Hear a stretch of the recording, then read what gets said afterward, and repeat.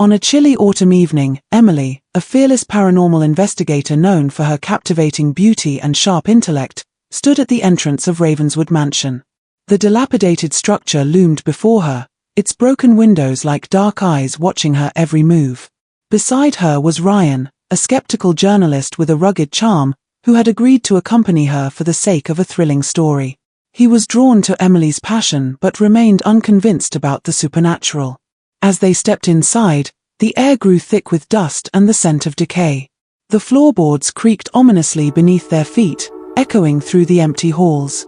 Emily switched on her flashlight, illuminating faded portraits of the Ravenswood family that seemed to watch them with hollow eyes. "This place has a history," she whispered, her voice barely above a breath.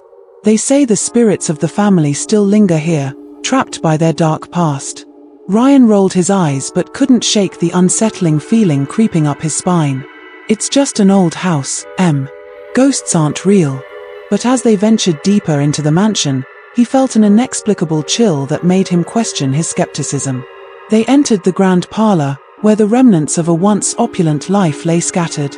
A grand piano sat in the corner, its keys covered in dust. Emily approached it, her fingers brushing against the keys, and unexpectedly, a soft, haunting melody began to play. Ryan jumped back, heart racing. "Did you do that?" he stammered, his bravado fading. "No," Emily replied, her eyes wide with both fear and excitement. "It's the spirit of the pianist who lived here.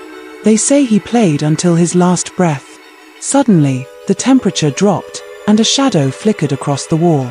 Ryan felt a surge of terror as he caught a glimpse of a figure, a woman in a tattered dress with hollow eyes staring at them. "Did you see that?" he gasped, gripping Emily's arm. Before she could respond, the lights flickered, and the room filled with a cacophony of whispers, echoing their names. "Emily!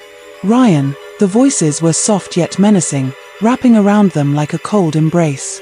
Panic surged through Ryan, and he urged Emily to leave, but she was entranced, drawn to the mystery of the mansion.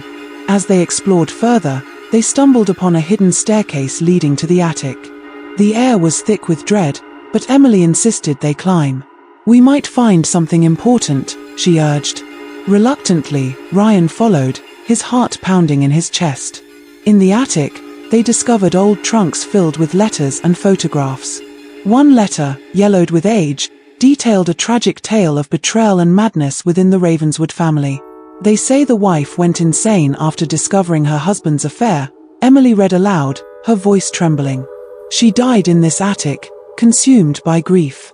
As she finished, the atmosphere shifted. The door slammed shut behind them, plunging them into darkness. Emily fumbled for her flashlight, but it flickered and died. Panic set in. "Ryan!" she cried, her voice echoing in the void.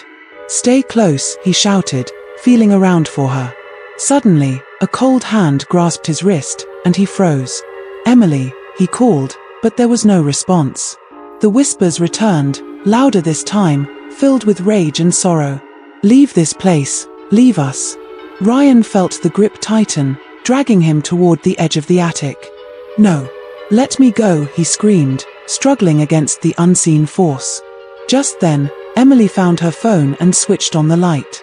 The beam illuminated a horrifying sight, the spirit of the woman from the portrait, her face twisted in anguish, her eyes filled with tears. "Help me," the spirit wailed, her voice a chilling echo. "I was betrayed. I was abandoned." The room began to shake, and the walls seemed to close in on them. Ryan, still trapped by the ghostly grip, felt despair wash over him as he realized they were not just intruders, they were now part of the mansion's tragic history. "Emily, we have to go," he yelled, but the spirit's wails grew louder, drowning out his voice. In a moment of desperation, Emily reached for Ryan, her heart racing.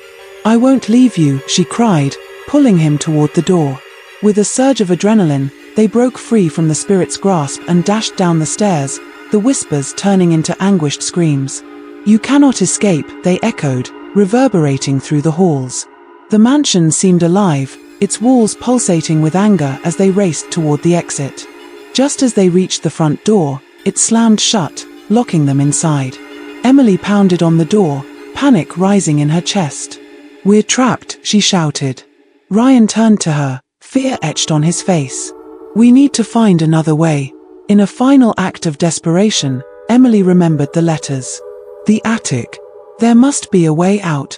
They sprinted back upstairs, the air thick with malevolence. As they reached the attic, they noticed a small window, barely ajar. We can escape through there, Emily exclaimed. Ryan hoisted her up, and she squeezed through the narrow opening.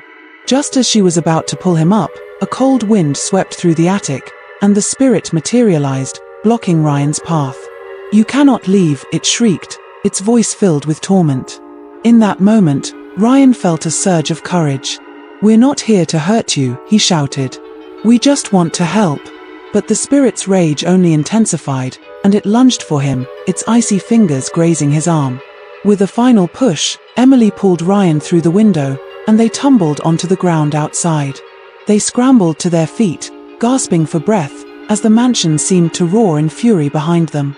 The whispers faded, and the air grew still.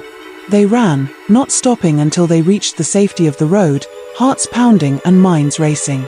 As they looked back, the mansion stood silent, its dark windows like empty eyes watching them leave.